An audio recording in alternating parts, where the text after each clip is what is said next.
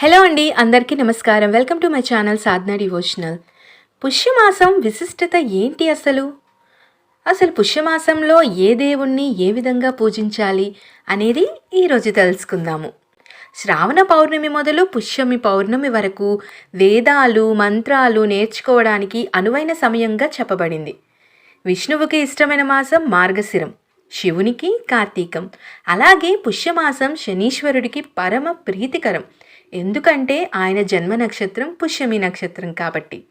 ఈ నెలంతా శనైశ్వరుణ్ణి పూజించే వారి పట్ల శనిదేవుడు ప్రసన్నుడై శుభాలు కలిగిస్తాడని పురాణాలు చెబుతున్నాయి. ఏలినాటి శనితో బాధపడేవారు ఈ మాసంలో రోజు ఉదయాన్నే శుచిగా స్నానం చేసి శనీశ్వరుణ్ణి భక్తితో ప్రార్థిస్తారు.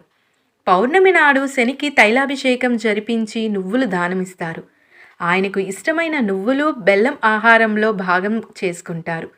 దీని వెనుక శాస్త్రీయ కోణం చూస్తే ఈ రెండు పదార్థాలు మనిషి ఒంట్లో వేడిని పెంచి చలి నుండి రక్షిస్తుంది. శని ధర్మదర్శి, న్యాయం, సత్యం, ధర్మాలను ఎత్తి చూపించేవాడు. సర్వప్రాణుల సమస్త విశ్వ ప్రేమను, పవిత్రతను ఉద్ధరించేవాడు అతడే. మానవుడు ఈ నెలలో నువ్వులు సేవించి నియమనిష్ఠులు పాటించినట్లయితే శని అనుగ్రహం పొందవచ్చు.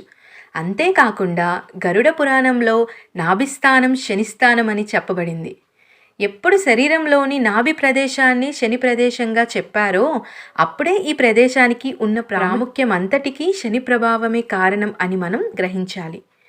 పుష్యమాసం తొలి అర్ధభాగంలో విష్ణుమూర్తిని పూజించడం అనాదిగా వస్తున్న ఆచారం. పుష్య శుక్ల విదియ నుంచి పంచమి వరకు శ్రీహరిని తులసి దళాలతో పూజిస్తే సౌందర్యం లభిస్తుందని ఒక నమ్మకం.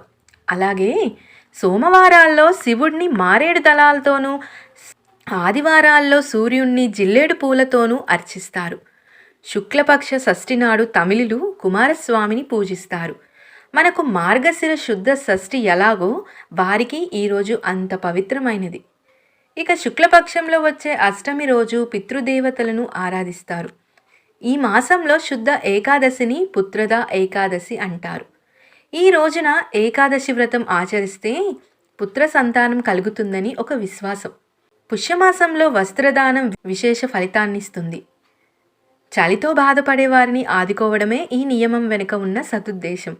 పుష్యమాసంలో వచ్చే పెద్ద పండగ సంక్రాంతి.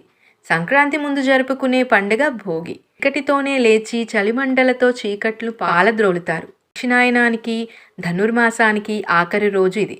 భోగినాడు వైష్ణవాలయాల్లో గోదారంగనాథుల కళ్యాణాన్ని కన్నుల పండుగగా జరుపుకుంటారు. మర్నాడు సూర్యుడు మకర రాశిలోకి ప్రవేశించే దినమే మకర సంక్రాంతి. ఆ రోజు నుండి భక్తులంతా పరమ పవిత్రంగా భావించే ఉత్తరాయణం ప్రారంభమవుతుంది. సంక్రమణం నాడు రాత్రి భోజనం చేయకూడదని పురాణాలు చెబుతున్నాయి. సంక్రాంతి నాడు శివుణ్ణి ఆవునేతితోనూ నువ్వులతోనూ అభిషేకిస్తే దరిద్రం తొలగిపోయి సకల భోగభాగ్యాలు కలుగుతాయని ప్రతీతి. సంక్రాంతి మరుసటి రోజు కనుమ పండుగ చేస్తారు. ఈరోజు ధాన్యరాశులను, వ్యవసాయంలో సహకరించే పశువులను లక్ష్మీ స్వరూపంగా భావించి పూజిస్తారు. పుష్య బహుళ ఏకాదశిని విమలైకాదశి, సఫలైకాదశి, షట్టిలైకాదశి, కళ్యాణ ఏకాదశి అని పిలుస్తారు. సున్నిపిండితో వంటిని రుద్దుకొని నువ్వులు కలిపిన నీటిలో స్నానం చేయడం, నువ్వుల్ని ఆహారంలో భాగం చేసుకోవడం, మంచినీటిలోనూ నువ్వులు కలుపుకొని తాగడం, తిలదానం చేయడం అంటే నువ్వుల దానం చేయడం ఈ ఏకాదశి రోజు చేస్తారు. ఈ మాసంలో ఆఖరి రోజైన అమావాస్యను చొల్లంగి అమావాస్య అంటారు. ఈరోజు నది స్నానాదులు చేసుకొని దైవ దర్శనం చేసుకుంటే శుభాలు కలుగుతాయి. ఇదండి పుష్యమాసం యొక్క విశిష్టత.